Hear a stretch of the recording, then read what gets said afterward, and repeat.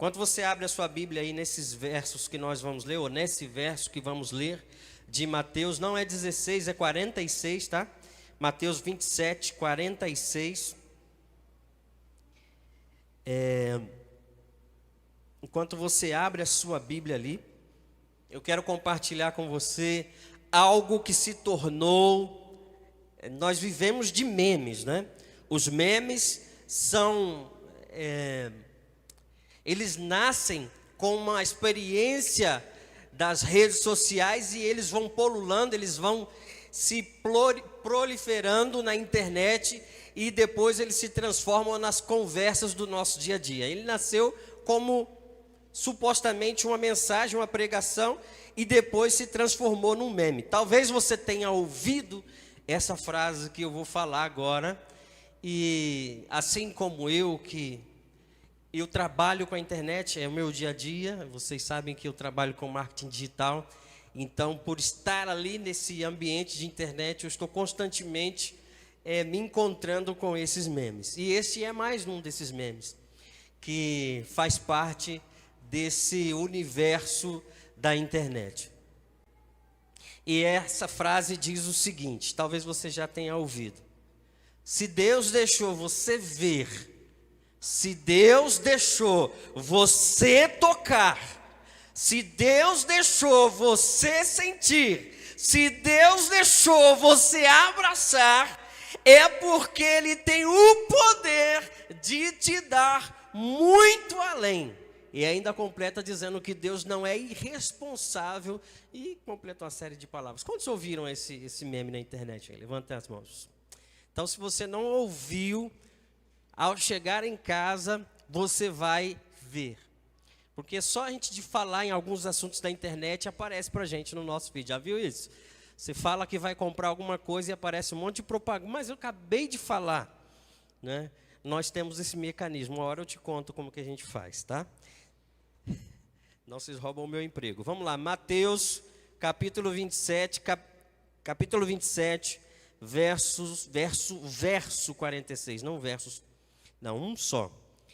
Diz assim: por volta das 3 horas da tarde, Jesus bradou em alta voz: Eli, Eli, lama sabachthani, que significa: Deus meu, por que me desamparaste? Vamos ler mais uma vez? Por volta de 3 horas da tarde, Jesus bradou em alta voz: Eli, Eli, lama sabachthani, que significa: Deus meu, por que me desamparastes? Então, se você não ouviu essa frase, ouviu aqui pela primeira vez, eu vou te contextualizar dela. Ela foi falada por um pregador de internet muito conhecido, e nessas suas pregações, com muitas aspas, ele transmite essa mensagem de que existe um Deus que está operando todo momento a favor daqueles que estão se entregando aos pés dele. Se nós olharmos assim ligeiramente essas falas, nós vamos encontrar algo que deveras não é mentira. A Bíblia garante que Deus trabalha em favor daqueles em que nele esperam. A Bíblia fala também que tudo que pedires em meu nome ao Pai, Ele vos concederá. A Bíblia está cheia de promessas a respeito da oração, a respeito da nossa fé que nós depositamos em Jesus. Se olharmos ligeiramente, nós vamos concordar com esse pregador de internet. Porém, se nós formos entrar no contexto do que é uma vida de oração, do que é uma vida de fé, do que é uma vida de caminhada com Deus, nós vamos encontrar muitos detalhes nesse processo. Imagine que o quão perigoso seria ter um Deus nas nossas mãos, agindo a nosso favor, nos dando tudo aquilo que os nossos olhos puderam ver. Imagine o perigo que está concentrada no interior desta frase, olhando por cima, ouvindo ligeiramente, enche o nosso ego, satisfaz o nosso coração, nos deixa animado, nos coloca em posição de satisfação pessoal. Entanto, quando nós vamos interiorizando, quando nós vamos nos aprofundando nos contextos desta afirmação, nós encontramos muitos perigos para a nossa fé. E criamos muitos mitos que não fazem parte do que nós acreditamos e proclamamos como o verdadeiro Evangelho de Jesus. O primeiro detalhe que você deve se lembrar é que não existe evangelho sem cruz. Todo evangelho precede a mensagem da cruz. Ou seja, a mensagem da cruz ela é o preâmbulo, ela é a primeira notícia dentro da mensagem do evangelho. Isto quer dizer que quando eu assumo um evangelho onde não existe renúncia, onde não existe morte, onde não existe abnegação, onde não existe esse caminhar sacrificado, então não é evangelho. Então tomemos muito cuidado com esses tipos de afirmativas que nos fazem massagear o nosso ego e nos levam para um pseudo-evangelho, que não é o evangelho de Deus, mas como eu ouvi de um articulista de internet, que é essa teologia xuxiana, ou seja, a teologia da Xuxa. Vocês que nasceram comigo lá nos anos 80 vão se lembrar daquela musiquinha da Xuxa que dizia: tudo que eu quiser,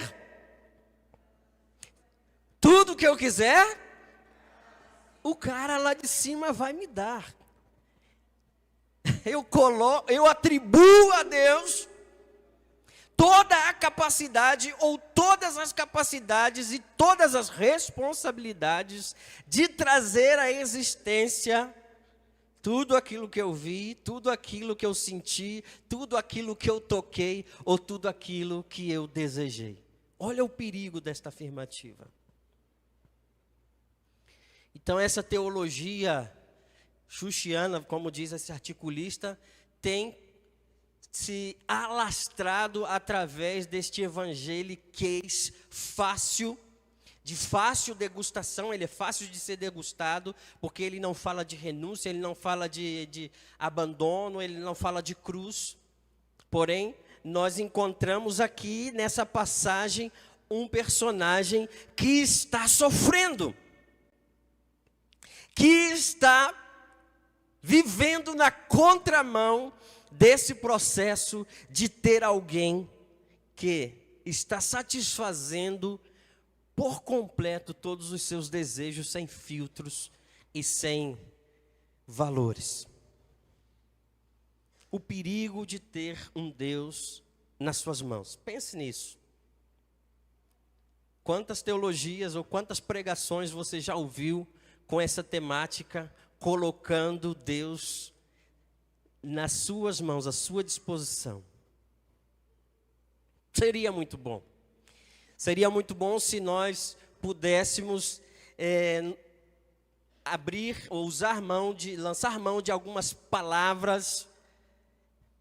Algumas pessoas nos ensinam, inclusive nestas teologias, a usar algumas palavras que acessam alguns portais, que abram alguns mundos, e se você disser isso, você vai alcançar isso, e se você determinar desta maneira, você alcança dessa maneira, e nós estamos observando no clamor da cruz em Jesus Cristo que não é assim que acontece.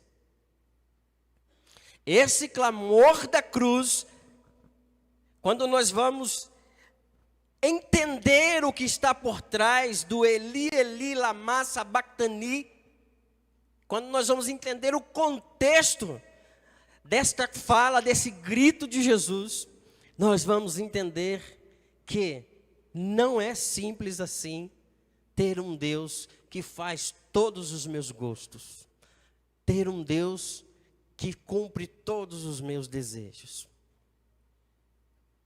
Se você me ama, por que você me abandonou? Essa foi a pergunta de Jesus. Resumindo, trocando em miúdos, a pergunta de Jesus para o Pai é: se você me ama, por que você me abandonou? Eli, que significa Deus, em hebraico. Essa frase está toda em hebraico antigo. E o nome Eli, a preposição El, significa Deus. Eli, Eli, lama sabachthani, por que você me abandonou? Deus, se você me ama, então por que você me abandonou? Olha só o contraste que fazemos agora com aquela teologia do que você veio, que você sentiu, você puder tocar, Deus vai te dar. E agora nós estamos do lado de cá. Alguém dizendo, Deus me abandonou. Você já disse isso? Eu já disse isso algumas vezes. Eu já pensei isso algumas vezes. E digo para vocês, não cheguei na senioridade de descartar totalmente ter às vezes esses pensamentos. Passamos por situações na vida que a nossa oração é Eli, Eli, lama sabachthani. Passamos por momentos que a nossa oração é: Deus, se você me ama, por que você me abandonou? Talvez esta esteja sendo a tua oração agora, nesse momento. Talvez esteja sendo a sua oração nos últimos dias. Talvez seja a sua oração nos últimos meses ou nos últimos anos. Você está na cruz e está clamando: Eli, Deus, se você me ama, por que você me abandonou? Mas se nós prestarmos atenção, essa frase que Jesus fala, ela é um verso bíblico que foi citado lá pelo salmista no Salmo 22. Quer ver? Abra sua Bíblia comigo lá no Salmo 22. Salmo de número 22, e nós vamos encontrar onde nasce esse verso que está na boca de Jesus. Salmo de número 22. Verso 1 diz assim: meu Deus, ou Eli, Eli, por que me abandonaste? Por que estás tão longe de me salvar? Tão longe dos meus gritos de angústia. E o clamor da cruz, esse clamor da cruz, que é o tema dessa mensagem, esse clamor da cruz é a expressão da profunda angústia da nossa alma. Meus irmãos, passamos por momentos de profunda angústia da nossa alma. Você olha para o lado e ninguém te entende, porque é a angústia da sua alma. Você compartilha com as pessoas têm bons conselhos, algumas não conseguem te aconselhar, porque é a angústia, é a crise incessante da sua alma. É esse caminho que só você pode trilhar. Seu pai não vai trilhar por você, sua mãe não vai andar por você, seu pastor não vai andar por você, só você vai andar por esses caminhos. E é esse caminho que o salmista vai completar lá no no número 23, dizendo que quando eu passar pelo vale da sombra da morte, o vale da sombra da morte era um vale onde os pastores estavam com as suas ovelhas e passavam por estradas que de um lado era um costão de pedra e do outro lado era um precipício. E os pastores passavam com as suas ovelhas neste vale de sombra e da morte. E eles observavam o tempo todo que estavam à mercê da morte. É neste vale de sombra da morte que nasce o clamor da cruz. passamos por esses momentos. O ser humano, ele tem sofrido pelo excesso de diagnósticos. O que quer dizer isso? Nós já perdemos, vou usar a palavra simples, que quer dizer a graça de esperar pelo improvável, pela surpresa, pelo imponderável, por coisas que vão nos surpreender. O que é o diagnóstico? É algo que nos dá uma certeza do que vai acontecer no futuro. O diagnóstico é uma radiografia, é uma ultrassom, é um resultado de exames que nos dá certeza do que vai acontecer, não só com o nosso corpo, mas com as nossas finanças, com o nosso futuro. Então, nós vemos um ser humano exacerbado, querendo juntar para si diversos diagnósticos. Ele não quer sofrer com a possibilidade do futuro lhe apresentar uma incerteza. Então ele se previne financeiramente, ele se previne na sua saúde, ele previne a sua família. Não está errado isso. Não está errado.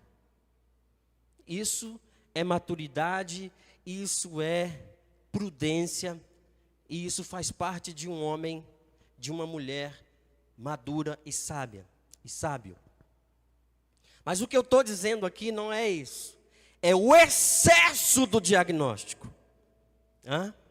É quando nós queremos ter demais o controle das situações, todas nas nossas mãos. Nós queremos saber todo o caminho, nós queremos saber todo o percurso. Nós começamos a orar, nós começamos um alvo de oração, nós começamos numa caminhada de fé, e nós já queremos que Deus nos mostre, Ele nos fale, Ele nos revele todo o caminho. E Deus fala: peraí, calma. Calma. A oração, ela nos leva justamente para o ponto oposto desse caminho, desse evangelho, desse falso evangelho, desse evangelho que nos coloca Deus como um ser a ser dominado pelo ser humano. Ele nos coloca no ponto oposto.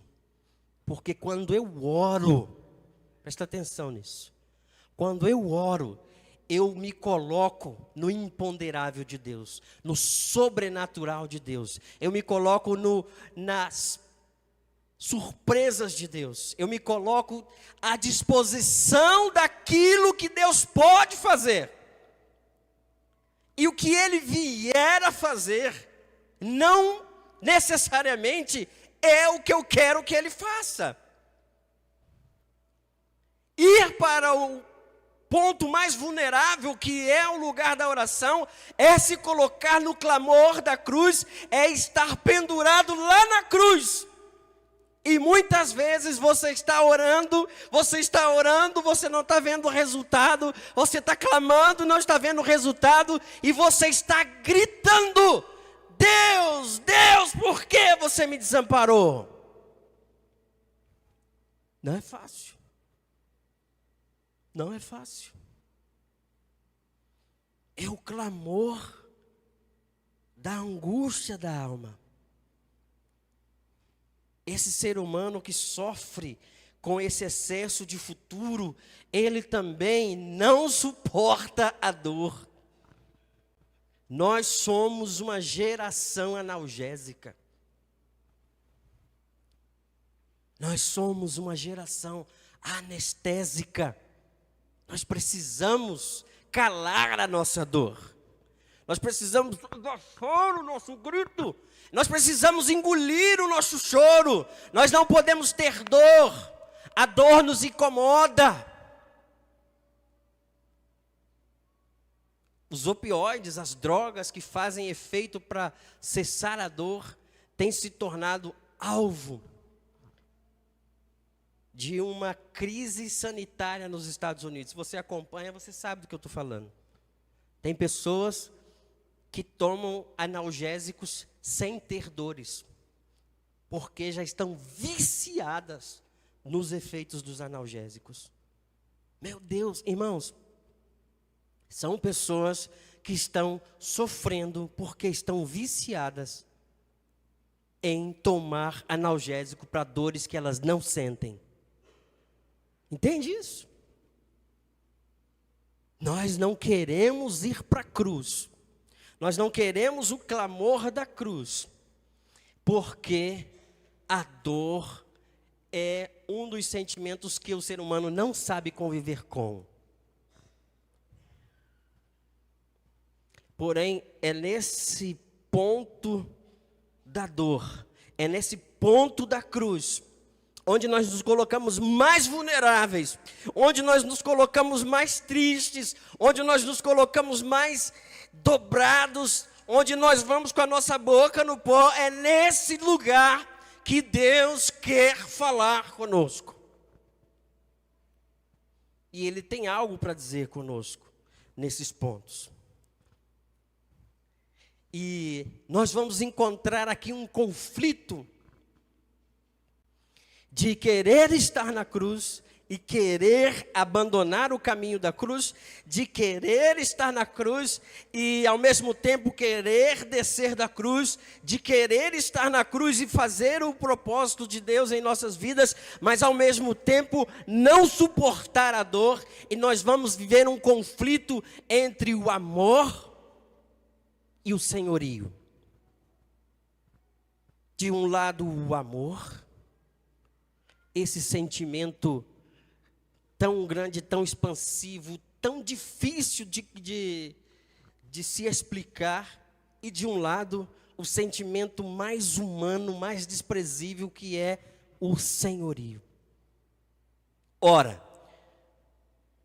enquanto o amor tem prazer em libertar o alvo do seu amor, o senhorio, por outro lado, tem prazer em trancar, em controlar. Então, se eu digo que amo a Deus, que eu quero obedecer a Deus, que eu quero estar na cruz, porque a cruz não era o desejo de Deus, mas era a vontade, era a permissão de Deus. Então existem situações que Deus não deseja para nós. Deus não deseja que nós passemos pelo clamor da cruz. Deus não deseja que nós passemos pela angústia da nossa alma. Não é o desejo, mas Deus permite que nós passemos por ele, que é outra coisa. Então, se eu amo a Deus, eu quero passar essa prova, essa situação com o Senhor.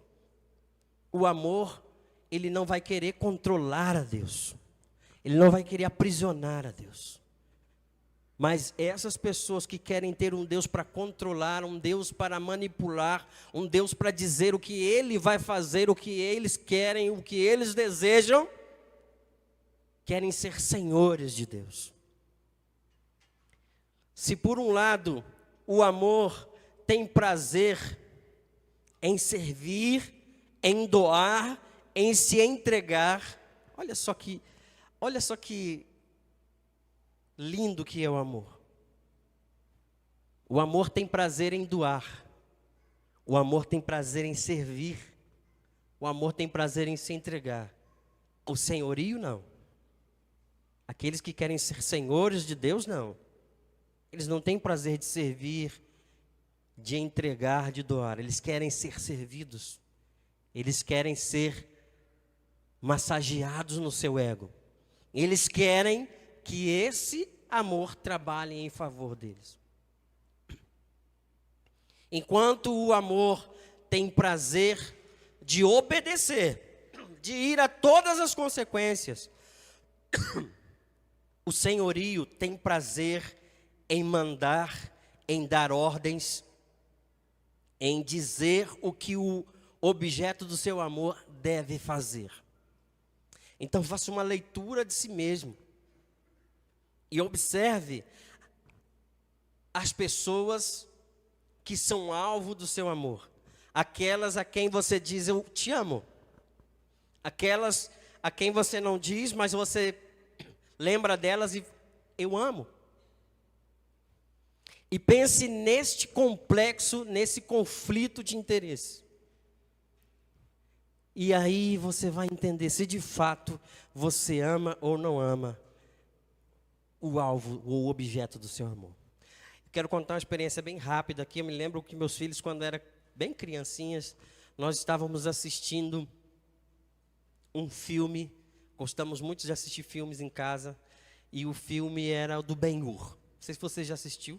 O filme do Ben-Hur, que tem como personagem principal, né, o Jesus, é o Rodrigo Santoro. E uma das cenas é muito interessante, porque o Jesus, nesta cena, Jesus, neste filme, não é o personagem principal, senão o Ben-Hur, é o protagonista do filme. Jesus está no meio de um alvoroço na cidade, os soldados romanos sendo orientados por Ben-Hur, que é um romano bastardo criado por uma família judaica, e que depois de um desentendimento com seu meio-irmão judaico ou judeu, ele se rebela e vai servir as forças de Roma, que oprimiam a Israel, naquele contexto de Jesus ali no primeiro século. E Ben-Hur, montado no seu cavalo, com a sua capa vermelha, batendo e chicoteando o povo, e Jesus aparece nesse alvoroço da cidade. E ele entra no meio, e as pessoas começam a cuspir em Jesus. As pessoas começam a chicotear a Jesus, porque Jesus está defendendo as pessoas. E aí um dos meus filhos fica muito revoltado e fala: papai, Jesus não é todo poderoso? Falei: é, meu filho. Então, por que ele não solta um raio e mata todo mundo, papai? Olha ali, estão batendo em Jesus. Estão cuspindo nele, papai, eu não aguento, eu fico com muita raiva. E me chamou tanto a atenção essa análise de uma criança. E pense comigo, que a força ou o poder do amor não está em manipular, em mandar nas pessoas, não. O poder do amor não está em governar pelo medo, pela força, pela opressão ou pelas armas. O poder do amor está em ganhar as pessoas pela submissão. Qualquer outro evangelho que não diga isso, seja considerado anátema, é pecado, é outro evangelho e não é o evangelho de Jesus. Porque Jesus, ele governa pelo amor. Qualquer outra mensagem de Cristo que não seja essa, irmãos, pode ser considerada a mensagem do anticristo. O amor não vai governar o alvo, o objeto do nosso amor. Ora, nós dizemos: eu amo a Deus, mas eu quero controlar a Deus o tempo todo. Eu quero que Deus me diga, eu sofro desse excesso de diagnóstico. Eu quero que Deus me diga, me responda logo, me responda já, me responda amanhã. Eu tenho pressa, eu tenho necessidade de viver com os diagnósticos. Não, vai dar certo aqui, não vai dar certo lá. Mas quando Deus nos coloca na cruz, para que nós passemos por esse vale de sombra e morte, nós pensamos: Deus meu, por que você me desamparou? Não é o desejo de Deus, mas é a permissão de Deus que você fique aí, que eu fique aí, pregado nessa cruz. Porque Deus tem propósito para que nós fiquemos ali. Então, quanto mais eu amo, mais eu me aproximo da cruz. Esse é o evangelho da cruz. Quanto mais eu amo a Deus, deveras, quanto mais eu pratico o evangelho, mais eu me aproximo da cruz. Mais eu me distancio desta zona de controle de Deus e mais eu me lanço no mar dessa falta de diagnóstico. É difícil, mas orar nos coloca em lugares mais vulneráveis. Porém,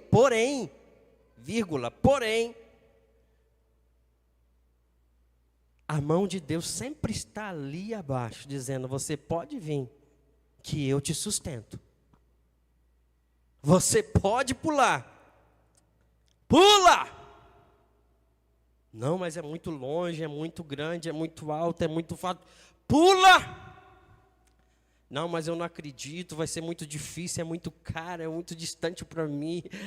É muito... Pula! Pula porque eu te sustento. Essa é a promessa de Deus.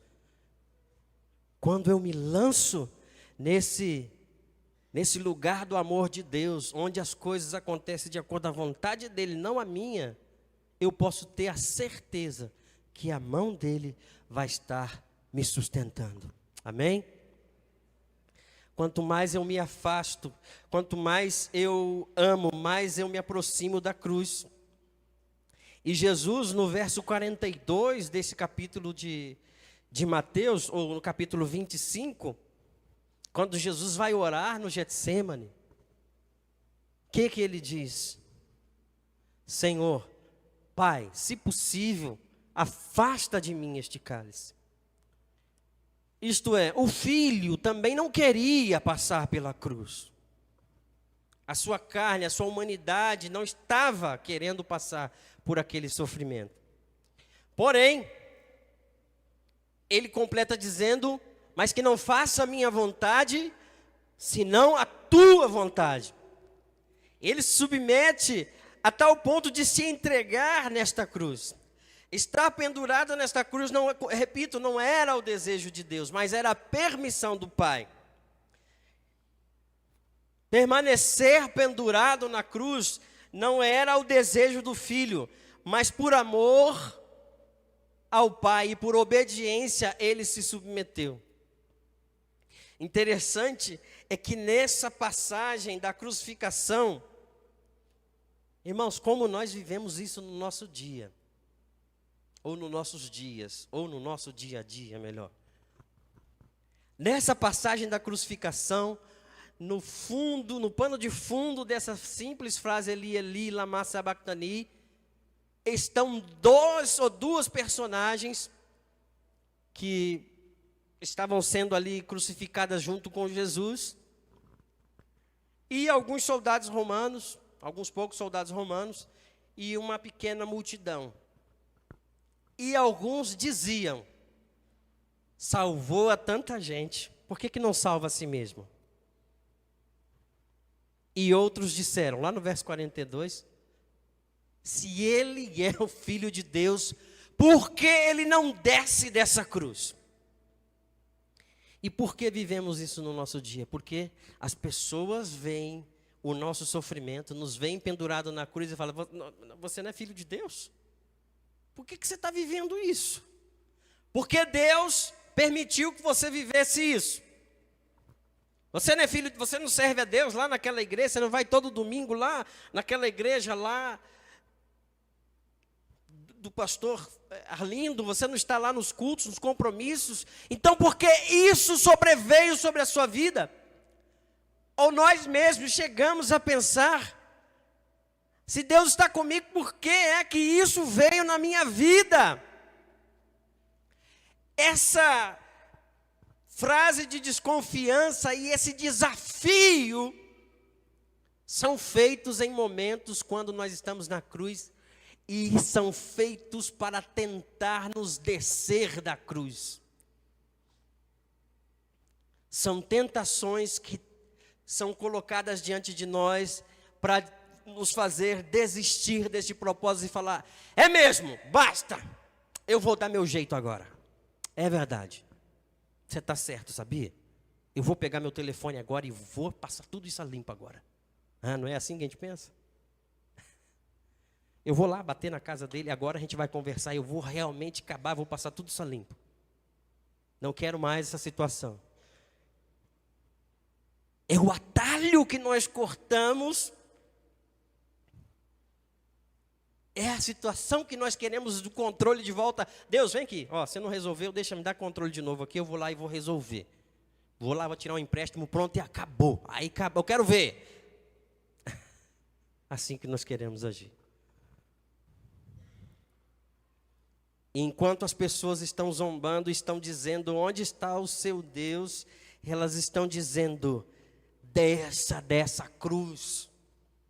Se você é mesmo crente, porque é assim que o ímpio fala, se você é mesmo crente, se você é mesmo filho de Deus, desce dessa cruz agora, acaba logo com essa situação, resolve logo esse seu problema, deixa de ser mole, deixa de ser frouxo. Aí nós vamos nos lembrar que o poder do amor não está em impor pelas forças. O poder do amor não está em resolver as coisas pela força, pelo impulso, pela decisão. Eu vou lá, eu vou resolver, eu vou fazer, eu vou acontecer. Pelo contrário, o poder do amor está em fazer as coisas pela submissão à vontade do Pai. Dói. Irmãos, a posição da cruz é incômoda demais. Dói demais. Não é fácil passar pela cruz. Porém, com este exemplo de Jesus, nós observamos que devemos permanecer na cruz. O nosso desafio é permanecer na cruz. É perder estas situações onde nós não temos controle sobre elas. É realmente perder o controle e nos entregar ao imponderável, às surpresas grandiosas de Deus. A gente lê lá em Jeremias 3:33, né? Clama a mim, anunciar-te-ei coisas grandes e... Não conhece esse texto, irmãos? Coisas grandes e... ocultas. Coisas grandes e ocultas. Porém, nós queremos desocultar essas coisas. Nós temos pressa de desocultar essas coisas. Mas Deus fala coisas grandes e ocultas que você não conhece. Você não conhece. Então, nosso desafio, nesse processo aí que estamos vivendo, que talvez você esteja passando, permaneça aí na cruz. Não corte atalho. Não vai pelo caminho mais fácil. Não faça aquilo que você acha mais fácil. Não negocie a sua fé. Não negocie os seus valores. Não negocie os princípios e o padrão de Deus para a sua vida. Não blasfeme. Não amasse e jogue no lixo a sua fé. Fica aí na cruz. Permaneça na cruz. O nosso desafio é permanecer na cruz. Porque enquanto eu estou na cruz, sentindo aquela dor aguda, aquele clamor lacerante, dizendo: Deus, Deus, por que você me desamparou? Enquanto eu estou ali, Deus está dizendo: fica aí na cruz, porque eu te dou poder, eu te dou capacidade, eu te sustento para você ficar aí. Fica aí. Vai passar, fica aí. Porque enquanto você está aí nesta cruz, eu estou te sustentando para você estar aí. Deus está nos sustentando para aguentar essa situação. Fica ali. Não desça, não abandone. Não blasfeme, não negue, não abandone. Nosso desafio é permanecer na cruz. Sabe por quê, irmãos? Porque enquanto nós estamos na cruz, Deus está dizendo, permaneça aí na cruz. Porque embora você morra, eu vou te ressuscitar. Para toda sexta-feira da morte, vai haver um domingo da ressurreição. Para toda sexta-feira que você viver na sua vida de morte, o Senhor garante para você, vai haver ressurreição na sua vida, vai haver ressurreição na sua casa, vai haver ressurreição nos seus projetos, vai haver ressurreição. Fica aí nessa cruz, sustenta aí, eu vou te ajudar, eu vou te sustentar. Você pode aplaudir o Senhor Jesus?